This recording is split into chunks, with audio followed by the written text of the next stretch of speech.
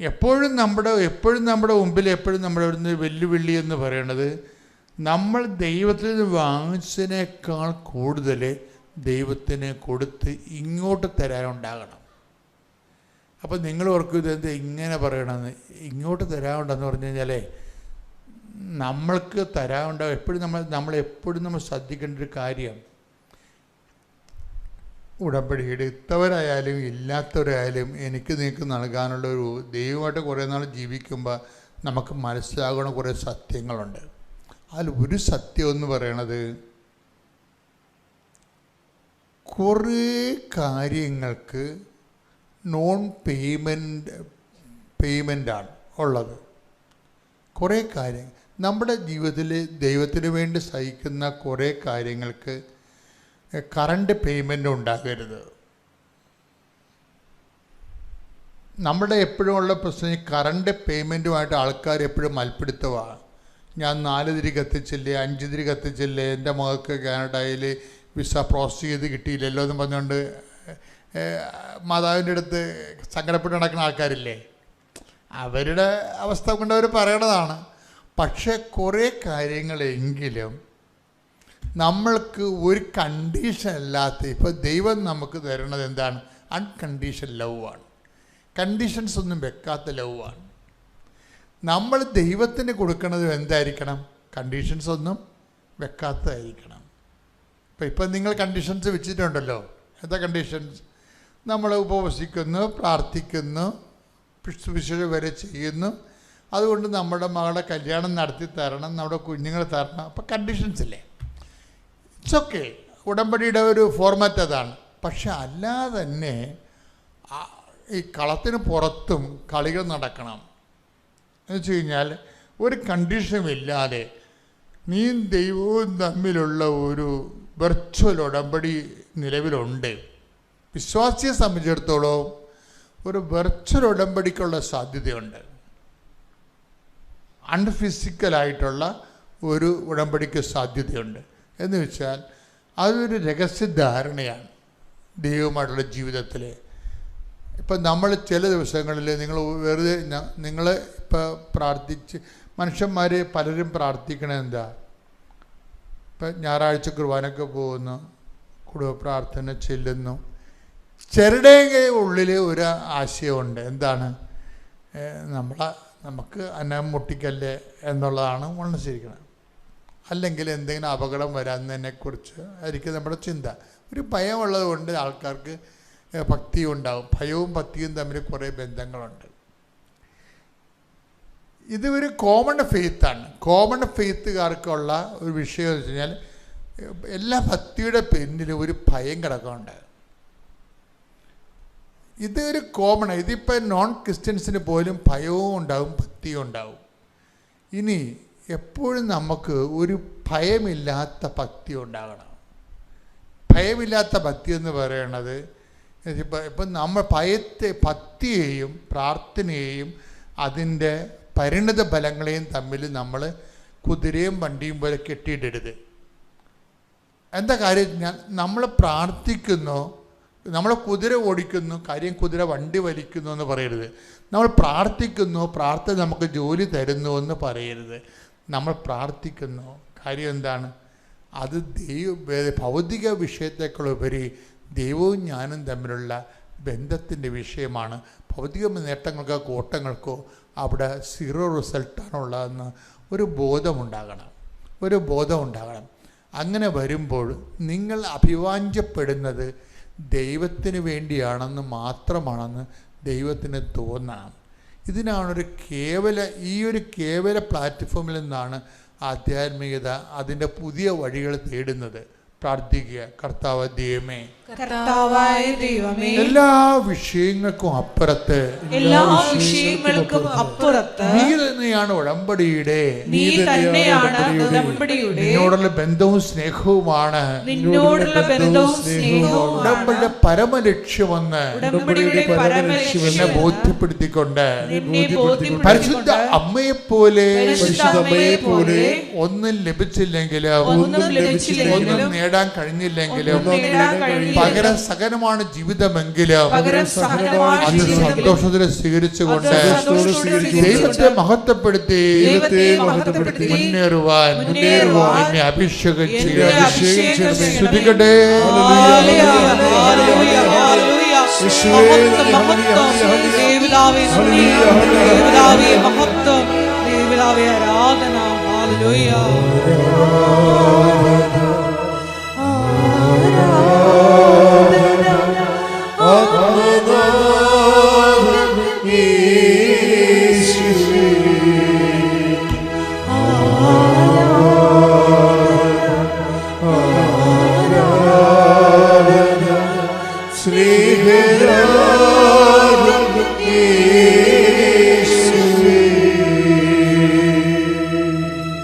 പരിശുദ്ധ പരമദിവ്യകാരുണ്യത്തിന് ആരാധനയും സ്തുതിയും പുകഴ്ചയും ഉണ്ടായിരിക്കട്ടെ. അപ്പൊ ഈ ഫൈറ്റിങ്ങിന്റെ ഇടയ്ക്ക് ഫൈറ്റിംഗ് ആണല്ലോ, ജിയോയും ലീഗൽ ഡിപ്പാർട്ട്മെന്റും തമ്മിൽ ജീവമരണ ഫൈറ്റിംഗ് അല്ലേ. ഈ ഫൈറ്റിങ്ങിൻ്റെ സമയത്ത് ദൈവം ജിയോയ്ക്ക് 2 ആയുധങ്ങൾ ഇട്ട് കൊടുക്കും. അതാ വിഷയം. ലീഗൽ ഡിപ്പാർട്ട്മെൻറ്റും ജിയോയും തമ്മിൽ, ഈ അഡ്വക്കേറ്റ് ജനറലും തമ്മിൽ ഫൈറ്റിങ്ങാണ്. യുദ്ധത്തിൻ്റെ സമയത്ത് ദൈവം 2 ആയുധങ്ങൾ ഇട്ട് കൊടുക്കും. ഒരു ആയുധത്തിൽ പറയണതെന്ന് വെച്ച് കഴിഞ്ഞാൽ, ഒന്നെടുത്ത് 1 പത്രോസ് 5:6 ശ്രുതികട്ടെ. Hallelujah hallelujah hallelujah hallelujah hallelujah യേശുവേ നന്ദി, യേശുവേ സ്തുതി, ഹല്ലേലൂയ ഹല്ലേലൂയ ഹല്ലേലൂയ യേശുവേ ആരാധന ആരാധന ആരാധന, യേശുവേ നന്ദി, മഹത്വം മഹത്വം മഹത്വം മഹത്വം മഹത്വം, ഹല്ലേലൂയ. 1 പത്രോസ് 5:6 1 പത്രോസ് 5:6 ദൈവത്തിന്റെ ശക്തമായ കരത്തിൻ കീഴിൽ, പറഞ്ഞ ദൈവത്തിന്റെ ശക്തമായ കരത്തിൻ കീഴിൽ, ശക്തമായ കരത്തിൻ കീഴിൽ നിങ്ങൾ താഴ്മയോടെ നിൽക്കുവിൻ, നിങ്ങൾ താഴ്മയോടെ നിൽക്കുവിൻ. അവിടുന്ന് തക്ക സമയത്ത് നിങ്ങളെ ഉയർത്തിക്കൊള്ളും, നിങ്ങളെ ഉയർത്തിക്കൊള്ളും. ഇതിന്റെ വിഷയം എന്ന് വെച്ച് കഴിഞ്ഞാല്, എല്ലാ വിഷയങ്ങളും നമ്മളിങ്ങനെ വെറുതെ വന്ന് ഇവിടെ നോക്കിയാൽ മതി, അപ്പം തന്നെ നമ്മുടെ ഹൃദയത്തിൻ്റെ മുഴുവൻ വികാരങ്ങൾ നിങ്ങൾക്ക് എഴുതാൻ പറ്റുമോ? എഴുതാൻ പറ്റത്തില്ല. നിങ്ങളുടെ മനസ്സിൽ വരുന്ന മുഴുവൻ വിഷയങ്ങൾ ജോസഫച്ചൻ എഴുതി അറിയിക്കണം എന്ന് വെച്ച് കഴിഞ്ഞാൽ എത്ര നേരം എഴുതി നിങ്ങൾ? എത്ര നേരം കൊണ്ട് നിങ്ങൾ എഴുതി? ഞാൻ തന്നെയാണെങ്കിൽ ഒരു 3-4 പേജ് കത്തുണ്ടെങ്കിൽ ഞാൻ പ്രാർത്ഥിച്ചിട്ട് പടപടാന്ന് വായിക്കും. വെച്ച് കഴിഞ്ഞാൽ എനിക്ക് മെയിൻ പോയിൻ്റ് ക്യാച്ച് ചെയ്യാൻ വേണ്ടി, ഇത് മൊത്തം വായിക്കാൻ ചിലപ്പോൾ സമയം ഉണ്ടാകത്തില്ല, മെയിൻ പോയിൻ്റ് വായിക്കാൻ വേണ്ടി കർത്താവ് എനിക്ക് ആ കറക്റ്റ് സ്ഥലം, ഇപ്പോൾ ആൾത്തറയുന്ന ഞാൻ കത്ത് വായിക്കുന്ന ഇടല്ലേ, പെട്ടെന്ന് വായിച്ചിട്ട് ഞാൻ ക്യാച്ച് ചെയ്യുക സംഭവം. മെയിൻ അവർ ഉദ്ദേശിക്കുന്നത് എന്താണെന്ന് അവർക്കത് എക്സ്പ്രസ് ചെയ്യാൻ വേണ്ടി കുറേ സമയമുണ്ട്, എഴുതാൻ വേണ്ടി അവർക്ക് എടുത്തു. അവർക്ക് അത്രയും വലിയ വശമില്ലാത്തത് കൊണ്ട് അവരെ പറഞ്ഞ് ഫലിപ്പിക്കാൻ വേണ്ടി എഴുതി വെക്കണതാണത്. പക്ഷേ എനിക്ക് ആ പോയിൻ്റ് കിട്ടാൻ വേണ്ടി ഞാൻ ക്യാച്ച് ചെയ്യണതാണത്, പെട്ടെന്ന് ക്യാച്ച് ചെയ്തത്. അതുപോലെ തന്നെയാണ് നമ്മളും ദൈവദൃശ്യനെ പറയണമെങ്കിൽ എന്തുമാത്രം കാര്യം പറയാനുണ്ടാവും. പക്ഷെ നിങ്ങളിവിടെ വരുമ്പോൾ തന്നെ ഓട്ടോമാറ്റിക് സ്കാൻ ചെയ്ത് നിങ്ങളുടെ മനസ്സുള്ള മുഴുവനും സംഭവങ്ങൾ അമ്മ എടുക്കും. ആദ്യമായി തിരുക്കുമാരനും അമ്മ മാതാവിനും 1000 നന്ദി പറയുന്നു. എൻ്റെ പേര് ഷിയ. ഞാൻ കോഴിക്കോട് താമരശ്ശേരിയിൽ നിന്ന് വരുന്നു. ഞാൻ ഉടമ്പടി എടുത്തത് ഇന്നലെയാണ്. പിന്നെ എൻ്റെ മകൻ ലൂക്കയുടെ രോഗസൗഖ്യത്തെക്കുറിച്ചാണ് ഞാൻ പറയാൻ പോകുന്നത്. ഞങ്ങളുടെ മകന് 2 മാസത്തോളമായ ഒരു ഞെട്ടലും കരച്ചിലും ഉണ്ടായിരുന്നു. ഞങ്ങൾ ആദ്യം വിചാരിച്ചു എന്തെങ്കിലും പേടി തട്ടിയതായിരിക്കുമെന്ന്. അങ്ങനെ ഞങ്ങളുടെ ഇടവക പള്ളിയിലുള്ള അച്ഛനെ കൊണ്ട് തലയ്ക്ക് കൈവച്ച് പ്രാർത്ഥിപ്പിച്ചു, എന്തെങ്കിലും പേടി തട്ടിയതാണെന്ന് വിചാരിച്ച്. എന്നിട്ടും അവന് കുറവില്ലായിരുന്നു. പിന്നെയും ഞെട്ടലും കരച്ചിലും തന്നെയായിരുന്നു. അങ്ങനെ അവൻ എൻ്റെ വീട്ടിൽ ഒരാഴ്ചത്തേക്ക് പോയി നിന്ന സമയത്ത് അവൻ അപസ്മാരം പോലെ വന്നു. അങ്ങനെ ആദ്യമായി അവൻ അപസ്മാരം വന്നത്. ഉടൻ തന്നെ അവനെ ഹോസ്പിറ്റലിൽ കൊണ്ടുപോയി EEG ചെയ്തു. EEG ചെയ്തപ്പോൾ അത് നോർമലായിരുന്നു. പിന്നെ ഡോക്ടേഴ്സ് പറഞ്ഞു ഇവനെ ഒരു കണ്ണിങ്ങനെ ഇടയ്ക്ക് അടയ്ക്കലും ഇങ്ങനെ ചുണ്ടുകൊണ്ടൊരു ഇങ്ങനെ കാണിക്കുന്നതും ഉണ്ടായിരുന്നു. അപ്പോൾ അത് ഡോക്ടേഴ്സ് പറഞ്ഞത് ടിക്സ് എന്ന ഒരു രോഗലക്ഷണമാണ് കാണിക്കുന്നത്, വേറെ കുഴപ്പമൊന്നുമില്ല എന്ന് പറഞ്ഞ് തിരിച്ചു വിട്ടു. അങ്ങനെ ഞങ്ങൾ തിരിച്ചു പോന്നു. പിന്നെ കുഴപ്പമൊന്നുമില്ലായിരുന്നു. ഞാൻ ദുബായിലാണ് വർക്ക് ചെയ്യുന്നത്. എൻ്റെ ഹസ്ബൻഡ് പഞ്ചാബിൽ പട്ടാളത്തിലാണ്. അപ്പോൾ എൻ്റെ ഹസ്ബൻഡിൻ്റെ വീട്ടിലാണ് മോൻ നിന്നിരുന്നത്. മോനെ അങ്ങനെ തിരിച്ച് ഹസ്ബൻഡിൻ്റെ വീട്ടിലേക്ക് പോയി. അവിടെ എത്തി 4-5 ദിവസം കുഴപ്പമൊന്നുമില്ലായിരുന്നു. പിന്നെ അവന് പെട്ടെന്ന് ഞെട്ടലും കരച്ചിലും വന്നു. അങ്ങനെ കോഴിക്കോട് മെഡിക്കൽ കോളേജിലേക്ക് കൊണ്ടുപോയി. അവിടെ കൊണ്ടുപോയപ്പോഴും ഡോക്ടേഴ്സ് പറഞ്ഞു, ഞങ്ങൾക്ക് ഇങ്ങനെ നേരിട്ട് കാണണം അപസ്മാരം വരുന്നത്, എന്നാലേ പറയാൻ പറ്റുള്ളൂ എന്ത് രീതിയിലുള്ളതാണ് എന്താണെന്നുള്ളത്. അങ്ങനെ അവർ മരുന്നൊന്നും തന്നില്ല, തിരിച്ചു വിട്ടു. EGക്ക് ഡേറ്റ് തന്നു. അങ്ങനെ ഞങ്ങൾ തിരിച്ചു പോന്നു. പിന്നെ അവന് 1-ാം തീയതി വൈകുന്നേരം പിന്നെ അപസ്മാരം പോലെ വന്നു. പിറ്റത്തെ ദിവസം ജൂൺ 2 അവൻ്റെ ബർത്ത്ഡേ ആണ്. ജൂൺ 2 അവനെ ഹോസ്പിറ്റലിൽ കൊണ്ടുപോയി അഡ്മിറ്റാക്കി. അങ്ങനെ അവന് ഹോസ്പിറ്റലിൽ നിന്ന് തന്നെ ഉച്ചയായപ്പോൾ ഒരു പ്രാവശ്യം അപസ്മാരം പോലെ ഡോക്ടേഴ്സിൻ്റെ മുൻപിൽ നിന്ന് വന്നു. അപ്പോഴത്തേനും ഒരു പെട്ടെന്ന് ട്രീറ്റ്മെൻറ്റ് സ്റ്റാർട്ട് ചെയ്തു, മെഡിസിൻ സ്റ്റാർട്ട് ചെയ്തു. അത് കഴിഞ്ഞ് വൈകുന്നേരവും നിർത്താതെ അപസ്മാരം വന്നു. 3 മണിക്കൂറോളം അപസ്മാരം നീണ്ടു നിന്നു. അതിൽ ഡോക്ടേഴ്സ് പറഞ്ഞു, മോന് ബ്ലഡ് ഫ്ലോയും എല്ലാം കുറവാണ്, മോനെ തിരിച്ച് കിട്ടുമെന്ന് പോലും ഉറപ്പില്ല എന്ന് പറഞ്ഞു.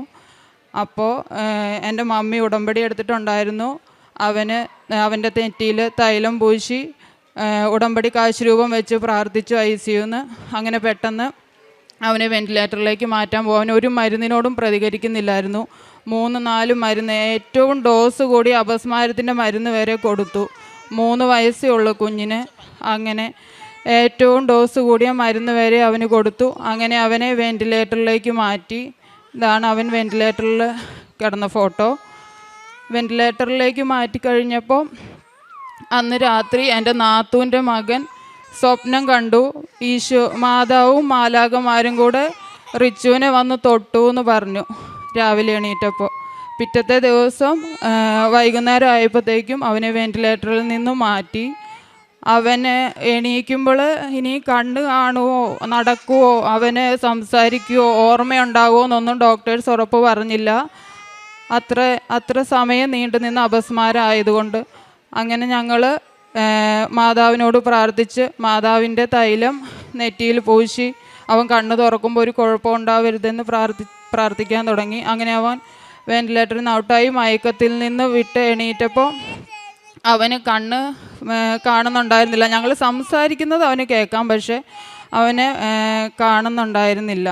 അത് കഴിഞ്ഞ് പിന്നെ അവൻ്റെ കണ്ണിൽ തൈലം തൂത്ത് അവൻ ഉറങ്ങിയപ്പോൾ ഞങ്ങൾ പ്രാർത്ഥിച്ചു, വിശ്വാസ പ്രമാണം. ഒരാളെ മാത്രമേ ഉള്ളിൽ കയറ്റുള്ളൂ, ഞാൻ ഉള്ളിൽ അവൻ്റെ കണ്ണിൽ തൈലം തൂത്ത് പ്രാർത്ഥിച്ചു. കുറച്ച് കഴിഞ്ഞ് അവൻ ഉറങ്ങി എണീറ്റപ്പോൾ അവൻ അമ്മയെന്ന് വിളിച്ചു. പിന്നെ അമ്മയാണ് അവനെ നോക്കുന്നത്. അമ്മേനെ കണ്ടു, അവന് മനസ്സിലായി. അത് കഴിഞ്ഞ് പിന്നെ അവന് കുറേ ടെസ്റ്റുകൾ പറഞ്ഞു. ഇവർ എന്ത് കാരണം കൊണ്ടാണോ 3 മണിക്കൂർ ഈ അപസ്മാരം നീണ്ടു നിന്ന് ഡോക്ടേഴ്സിന് അറിയില്ല. അതുകൊണ്ട് പല ടെസ്റ്റുകൾക്ക് പറഞ്ഞു. നട്ടെല്ലിൽ നിന്ന് CSF കുത്തിയെടുത്തിട്ടുള്ള ടെസ്റ്റ്, ബ്ലഡ് ടെസ്റ്റ്, അങ്ങനെ പല ടെസ്റ്റുകളുണ്ടായിരുന്നു. എല്ലാ ടെസ്റ്റുകൾ വിടുമ്പോഴും മാതാവിൻ്റെ എണ്ണയും കൊണ്ട് കുരിശിട്ട് പ്രാർത്ഥിച്ചായിരുന്നു ഞങ്ങൾ വിടാറുള്ളത്. മാതാവിൻ്റെ തൈലം തൂത്ത് കുരിശിട്ട് വിശ്വാസ പ്രമാണം ചൊല്ലിയാണ് എല്ലാ ടെസ്റ്റുകളിലും വിട്ടുകൊണ്ടിരുന്നത്. MRI എടുത്തു. അതിന് പോയപ്പോഴും അവൻ്റെ നെറ്റിയിൽ കുരിശിട്ടു മാതാവിൻ്റെ തൈലം കൊണ്ട്. ഈ MRI നോർമലാണ്, MRIയിൽ തലയിൽ മുഴയൊന്നുമില്ല. അതേപോലെ CT സ്കാനിന് കൊണ്ടുപോയപ്പോൾ അവനെ പ്രാർത്ഥിച്ചു, മാതാവിൻ്റെ തൈലം തൂത്തു. CT സ്കാനിൽ ക്ലോട്ട് കാര്യങ്ങളൊന്നുമില്ല തലയിൽ. അതേപോലെ അവർ വലിയ ടെസ്റ്റുകൾ പറഞ്ഞു. CSF വിട്ടു, ബ്ലഡ് ടെസ്റ്റ് വിട്ടു. ഇതൊക്കെ മാതാവിൻ്റെ തൈലം തൂത്ത് വിട്ടു. എല്ലാം നെഗറ്റീവാണ്, ഒരു കുഴപ്പവും ഇല്ല. ഡോക്ടേഴ്സ് തന്നെ അത്ഭുതപ്പെട്ടു പോയി.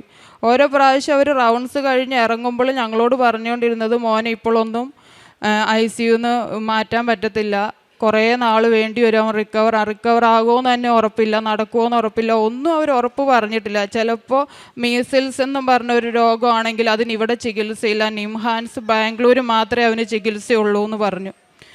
എന്തായാലും മാതാവിൻ്റെ അനുഗ്രഹം കൊണ്ട്, മാതാവിൻ്റെ കാശുരൂപം ഞാൻ എപ്പോഴും ഇവൻ ഉറങ്ങുമ്പോൾ ഇവൻ്റെ തലയുടെ അടിയിൽ വെച്ച് വിശ്വാസ പ്രമാണം ചൊല്ലി പ്രാർത്ഥിക്കും, മോൻ എണീക്കുമ്പോൾ എന്തെങ്കിലും ഒരു മാറ്റം കാണണേന്ന്. അങ്ങനെ അവൻ ഓരോ പ്രാവശ്യം ഉറങ്ങി എണീക്കുമ്പോൾ അവനിൽ ഓരോ മാറ്റം കണ്ടു. അത് ഡോക്ടേഴ്സ് അത്ഭുതപ്പെട്ടു പോയി. അങ്ങനെ അവനെ 4 ദിവസം കൊണ്ട് ICUന്ന് ഡിസ്ചാർജ് ആക്കി വാർഡിലേക്ക് മാറ്റി. വാർഡിലെത്തിയപ്പോൾ അവന് നടക്കാൻ കഴിയില്ലായിരുന്നു, ഇരിക്കുകയും സംസാരിക്കുകയും കണ്ണ് കാണുകയൊക്കെ ചെയ്യുമായിരുന്നു. അങ്ങനെ അവൻ നടക്കാൻ കഴിയാതെ 2 ദിവസം കൊണ്ട് മാതാവിനോട് ഇവൻ ഭക്ഷണം കഴിക്കാൻ തുടങ്ങിയപ്പോൾ തൊട്ട് മാതാവിൻ്റെ ഉപ്പ് ഇട്ടിട്ടായിരുന്നു ഞങ്ങൾ ഇവന് കഞ്ഞിവെള്ളം കൊടുത്തുകൊണ്ടിരുന്നത്. അങ്ങനെ അവന് കുഴപ്പമൊന്നുമില്ലാതെ അവൻ ഓടിച്ചാടി നടന്നാണ് ഹോസ്പിറ്റലിൽ നിന്ന് ഡിസ്ചാർജായി പോകുന്നത്. എല്ലാം നെഗറ്റീവാണ്. എല്ലാ മരുന്നുകളും അവന് നിർത്തി. അവന് ഒരൊറ്റ മരുന്ന് മാത്രമേ ഉള്ളൂ. ഇപ്പോൾ ചെറിയൊരു ഡോസിൽ ഒരു മരുന്ന് 1 വർഷത്തേക്ക് കൊടുക്കാൻ മാത്രമേ പറഞ്ഞിട്ടുള്ളൂ. മോൻ്റെ സൗഖ്യം പൂർണ്ണമായിട്ട് അമ്മ മാതാവിൻ്റെ തിരുക്കുമാരൻ്റെ ശക്തി കൊണ്ടാണെന്നാണ് ഞങ്ങൾ വിശ്വസിക്കുന്നത്. അതേപോലെ ഞാൻ 2023 മെയ് 15 ദുബായിലേക്ക് പോയത്. ജോലിയുടെ ആവശ്യത്തെ തുടർന്ന് എൻ്റെ നാത്തൂൻ്റെ കൂടെയാണ് പോയത്. അപ്പം അവിടെ ചെന്ന് കുറേ മാസങ്ങൾ കഷ്ടപ്പെട്ടു, എന്നിട്ടൊന്നും ജോലി കിട്ടിയില്ല. അങ്ങനെ നവംബർ ലാസ്റ്റ് വീക്കിൽ ഞാൻ ലൈറ്റ് ക്യാൻഡിൽ പ്രെയർ റിക്വസ്റ്റ് ഉണ്ടായിരുന്നു. അതിൽ പ്രെയർ റിക്വസ്റ്റ് കൊടുത്തു. എന്നും പള്ളിയിൽ പോകുമായിരുന്നു. ഇംഗ്ലീഷ് കുർബാനയാണെങ്കിൽ ഞാൻ പോയി കൂടുമായിരുന്നു. അതേപോലെ ദുബായിൽ ഇങ്ങനെ യാചകരൊന്നും അധികം ഇല്ല. എങ്കിലും പോകുന്ന വഴിയിൽ ഒരു ദിവസം ഒരാളെ കണ്ടു, പിറ്റത്തെ ദിവസവും കണ്ടു. അങ്ങനെ 3-ാമത്തെ ദിവസം ഞാൻ വിചാരിച്ചു അയാൾ അവിടെ ഉണ്ടെങ്കിൽ എന്തെങ്കിലും ഭക്ഷണം കൊണ്ടുപോയി കൊടുക്കാമെന്ന്. അങ്ങനെ ഞങ്ങൾ വീട്ടിലുണ്ടാക്കിയ ഭക്ഷണം അയാൾക്ക് പൊതിച്ചോറ് പോലെ കൊണ്ടുപോയി കൊടുത്തു. അതേപോലെ വഴിയായിരിക്കും. പിന്നെ അയാളെ കണ്ടിട്ടില്ല. പിന്നെ ഞങ്ങൾ ഒരു ദിവസം പോകുമ്പോൾ ഒരു അമ്മയും കുഞ്ഞും കൂടി ഇരിപ്പുണ്ടായിരുന്നു വഴിയരികിൽ. 3 മാസത്തോളം പ്രായമുള്ള ആ കുഞ്ഞിനെയും കൊണ്ട് വെയിലത്തിരിക്കുന്ന കണ്ടു. അങ്ങനെ അടുത്തുള്ള കടയിൽ പോയി ആ അമ്മയ്ക്ക് വെള്ളവും ഭക്ഷണവും വാങ്ങിക്കൊടുത്തു. പിന്നെ പത്രങ്ങൾ കൊടുക്കുമായിരുന്നു. പിന്നെ നമ്മളിപ്പോൾ വേറെ മതങ്ങളാണേലും അവരോട് പോലും മാതാവിനെക്കുറിച്ച് നമ്മൾ പറഞ്ഞു കൊടുക്കുമായിരുന്നു. മാതാവിൽ നിന്ന് കിട്ടിയ അനുഗ്രഹങ്ങളും എല്ലാം പറയുമായിരുന്നു. അത് കഴിഞ്ഞ് പിന്നെ ലൈറ്റ് ക്യാൻഡിൽ പ്രെയർ റിക്വസ്റ്റിൽ ഞാൻ എൻ്റെ ജോലിയുടെ ആവശ്യമാണ് പറഞ്ഞത്. ജോലി കിട്ടിക്കഴിഞ്ഞാൽ എൻ്റെ ഓരോ മാസത്തെ ശമ്പളത്തിൽ നിന്നും ഓരോ ഓഹരി ഞാൻ പാവപ്പെട്ടവർക്ക് കൊടുക്കാമെന്ന് പറഞ്ഞു. അത് ഞാൻ ഓരോ മാസവും 3000 രൂപ വെച്ച് ഓരോരോ പാവപ്പെട്ടവർക്ക് കൊടുക്കുമായിരുന്നു. അനാഥാലയങ്ങളിൽ അല്ലെങ്കിൽ ആരെങ്കിലും മരുന്ന് എന്തെങ്കിലും വാങ്ങാൻ ബുദ്ധിമുട്ടുള്ളവർ, സ്കൂളിലേക്ക് പിള്ളേർക്ക് സാധനങ്ങൾ വാങ്ങാൻ ബുദ്ധിമുട്ട്, അങ്ങനെയുള്ളവർക്ക് ഞങ്ങൾ ഓരോ മാസവും കൊടുക്കുമായിരുന്നു.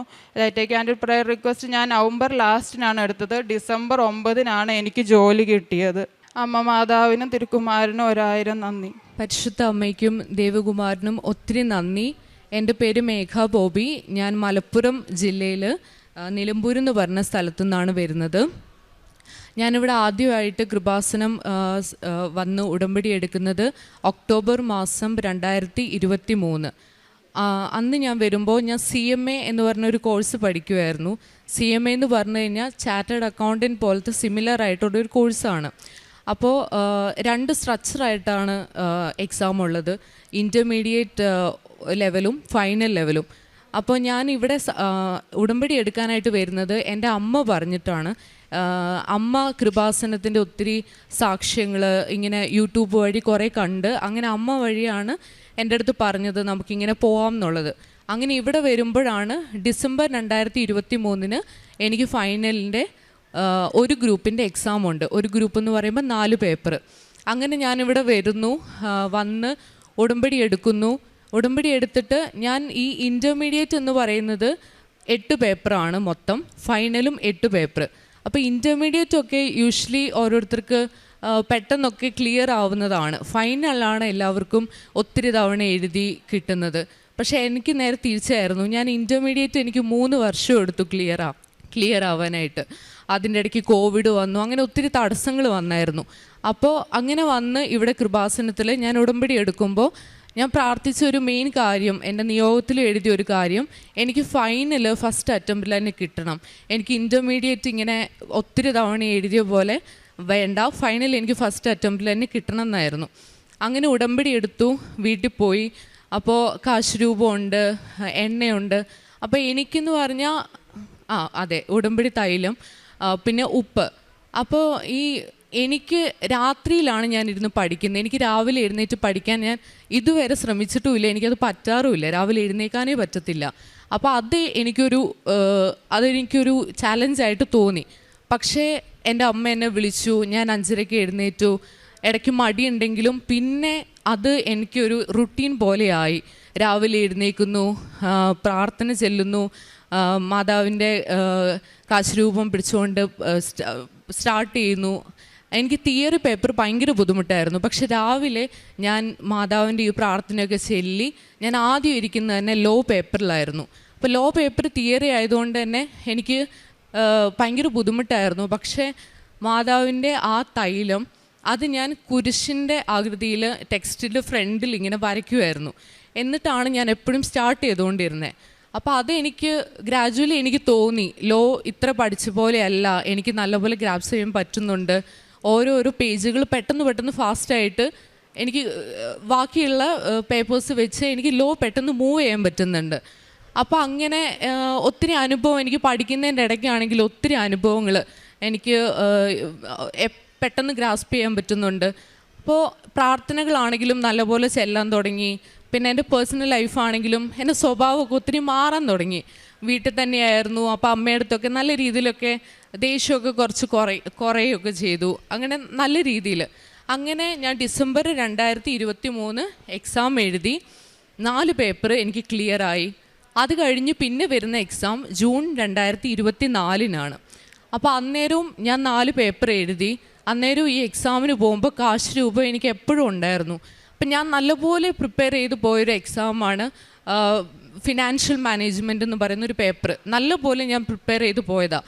പക്ഷേ എനിക്ക് ഏറ്റവും ടഫായിട്ട് വന്ന ഒരു പേപ്പറായിരുന്നു അത് ഞാൻ ഒത്തിരി പ്രാർത്ഥിച്ചു. ഞാൻ സത്യം പറഞ്ഞാൽ പോയി എന്ന് തന്നെ വിചാരിച്ചേ. കാരണം നമ്മുടെ ഈ കോഴ്സിൻ്റെ ഒരു പ്രത്യേകത, ഒരു പേപ്പർ ഫെയിലായി കഴിഞ്ഞാൽ ബാക്കി എല്ലാം കൂടെ എഴുതണം. അപ്പോൾ അതെനിക്ക് ഭയങ്കര ബുദ്ധിമുട്ടായിപ്പോയി. ഞാൻ പ്രാർത്ഥിച്ചു.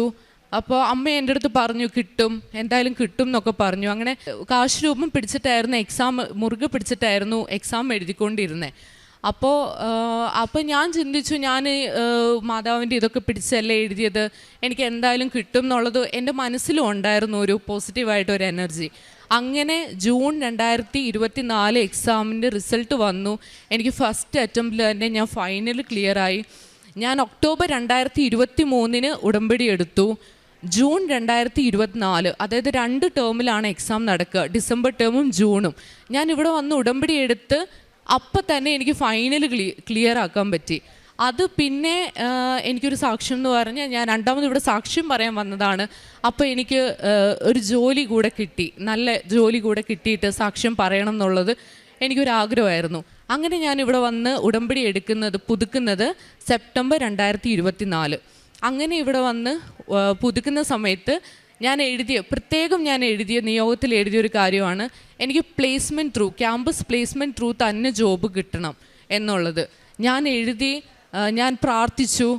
എനിക്ക് ചെന്നൈയിലായിരുന്നു, ഞാൻ ഇവിടുന്ന് ഉടമ്പടി പുതുക്കി കഴിഞ്ഞ് നെക്സ്റ്റ് വീക്ക് ചെന്നൈയിലേക്ക് പോയി 3 ദിവസത്തെ പ്ലേസ്മെൻറ്റ് ഇൻ്റർവ്യൂവിനായിട്ട്. അവിടെ ചെന്ന് 3-ാമത്തെ ദിവസം എനിക്ക് നല്ലൊരു US MNC കമ്പനിയിൽ ഓഫർ ലെറ്ററോട് കൂടിയാണ് ഞാൻ തിരിച്ച് വീട്ടിലേക്ക് വരുന്നത്. അന്നേരം ഞാൻ ഈ ഇൻ്റർവ്യൂവിനൊക്കെ പോകുമ്പോൾ എനിക്ക് യൂഷ്വലി ഭയങ്കര പേടിയുള്ള ഒരാളാണ്. സംസാരിക്കുമ്പോൾ എഡറും അങ്ങനെയൊക്കെ പ്രശ്നമുണ്ട്. കോൺഫിഡൻറ്റ് ആണെങ്കിലും പക്ഷേ ഭയങ്കര ഒരു എടർച്ചയൊക്കെ വരും. പക്ഷെ ഞാൻ ഇൻ്റർവ്യൂവിന് പോകുന്ന സമയത്ത് ഇവിടുന്ന് കൃപാസനത്തിലെ ഉപ്പ് ഞാൻ നാവിൽ കുരിശ് ആകൃതിയിൽ വരച്ച് അങ്ങനെയാണ് ഞാൻ ഇൻ്റർവ്യൂവിന് പോയത്. ഞാൻ ഭയങ്കര കോൺഫിഡൻ്റ് ആയിട്ടാണ് ആൻസേഴ്സൊക്കെ പറഞ്ഞത്. എനിക്ക് തന്നെ ഭയങ്കര സന്തോഷം തോന്നി. അപ്പോൾ ഒത്തിരി ഒത്തിരി അനുഗ്രഹങ്ങൾ എനിക്ക് ഇവിടെ നിന്ന് കിട്ടിയിട്ടുണ്ട്. ഞാനത് മുന്നോട്ട് കൊണ്ടുപോകാൻ തന്നെ എനിക്ക് ഒത്തിരി അത് പ്രയോജനപ്പെടുത്തിയിട്ടുണ്ട്. പിന്നെ എക്സാമിൻ്റെ ടൈമിലാണെങ്കിലും കുഞ്ഞാണെങ്കിലും എനിക്കത് വലിയ കാര്യങ്ങളാണ്. എൻ്റെ കാൽക്കുലേറ്ററൊക്കെ പെട്ടെന്ന് എക്സാമിൻ്റെ പോകുന്നതിൻ്റെ അന്ന് രാവിലെ പെട്ടെന്ന് കാൽക്കുലേറ്റർ വർക്കാവുന്നില്ല. അപ്പം ഞാൻ തൈലം പുരട്ടി ഇങ്ങനെ ബാക്കിൽ ഇങ്ങനെ കരഞ്ഞുകൊണ്ട് ഞാനിങ്ങനെ കുരിശ് വരയ്ക്കുക. പക്ഷേ അത് വർക്കായി, പെട്ടെന്ന് വർക്കായി. അപ്പോൾ എനിക്കതൊക്കെ അത് വലിയ അത്ഭുതമായിട്ട് തന്നെയാണ് തോന്നുന്നത്. അങ്ങനെ കഴിഞ്ഞു. ഇപ്പം ഞാൻ 1 ഇയർ ആവുന്നു കമ്പനിയിൽ. ഒത്തിരി അനുഗ്രഹങ്ങൾ മാതാവ് എനിക്ക് തന്നിട്ടുണ്ട്. എൻ്റെ സ്വഭാവം ഞാൻ പറഞ്ഞല്ലോ, ഒത്തിരി കുറച്ച് കുറച്ച് ദേഷ്യം വാശിയൊക്കെ നല്ലപോലെ കുറഞ്ഞു. പിന്നെ കാരുണ്യ പ്രവൃത്തികൾ എന്ന് പറഞ്ഞാൽ എനിക്ക് ആഗ്രഹം ഉണ്ടായിരുന്നു. ഞാൻ പഠിക്കുന്ന സമയത്ത് എനിക്ക് അധികമൊന്നും ചെയ്യാൻ പറ്റത്തുണ്ടായിരുന്നില്ല, എൻ്റെ അടുത്ത് ക്യാഷ് ഇല്ലായിരുന്നു. അപ്പോൾ എൻ്റെ ഒരു ആഗ്രഹം, എനിക്ക് സാലറി കിട്ടുമ്പോൾ എൻ്റെ ഫസ്റ്റ് സാലറിയിൽ എനിക്ക് ഒരു നേരത്തെ ഫുഡെങ്കിലും കൊടുക്കണം എന്നൊരാഗ്രഹം ഉണ്ടായിരുന്നു. എനിക്ക് അതുപോലെ തന്നെ സാധിച്ചു. എൻ്റെ ഫസ്റ്റ് സാലറി എമൗണ്ട് ഞാൻ ഒരു ഓൾഡ് ഏജ് ഹോമിൽ പോയി അവിടെ ഒരു നേരത്തെ ഫുഡ് അവർക്ക് കൊടുക്കാൻ എനിക്ക് സാധിച്ചു. പിന്നെ അതുപോലെ തന്നെ ഒരു തവണയായിട്ട് ജനറൽ ഹോസ്പിറ്റൽ അവിടെയാണെങ്കിലും ഒരു നേരത്തെ കഞ്ഞി എനിക്ക് അവർക്ക് കൊടുക്കാനായിട്ട് സാധിച്ചു. പിന്നെ പത്രം. ഞാൻ ഹോസ്റ്റലിൽ നിൽക്കുമ്പോഴായിരുന്നു ഉടമ്പടി എടുത്തതൊക്കെ. അപ്പോൾ ഹോസ്റ്റലിൽ ഞാൻ നിൽക്കുന്ന സമയത്ത് അക്രൈസ്തരായിട്ടുള്ള ഒത്തിരി പേരുണ്ട്. അവർ CA പഠിക്കുന്ന പിള്ളേരുണ്ട്, ACCA പഠിക്കുന്ന പിള്ളേരുണ്ട്. അപ്പോൾ അവർക്കൊക്കെ എന്ന് പറഞ്ഞാൽ ഇതുപോലെ തന്നെയാണ്. ഈ പ്രൊഫഷണൽ കോഴ്സ് നമുക്ക് ഒരു പേപ്പർ പോയി കഴിഞ്ഞാൽ വീണ്ടും നമ്മൾ അടുത്ത അറ്റംപ്റ്റ് വരെ വെയിറ്റ് ചെയ്യണം. അപ്പോൾ ഒത്തിരി പ്രഷറാണത്. കുറേ പേര് ഡ്രോപ്പ് ചെയ്ത് പോകുന്നതുണ്ട്. അപ്പം ഞാൻ അവരുടെ അടുത്തൊക്കെ ഈ പത്രം കൊടുത്തിട്ട് ഞാൻ പറയുമായിരുന്നു, ഞാൻ ഇവിടെ ഉടമ്പടി എടുത്ത് ഡിസംബർ ആയപ്പോൾ തന്നെ എൻ്റെ ഒരു ടഫായിട്ടുള്ളൊരു പേപ്പറാണ് എനിക്ക് ആദ്യത്തെ ഇത് തന്നെ കിട്ടിയത്, 4 പേപ്പർ.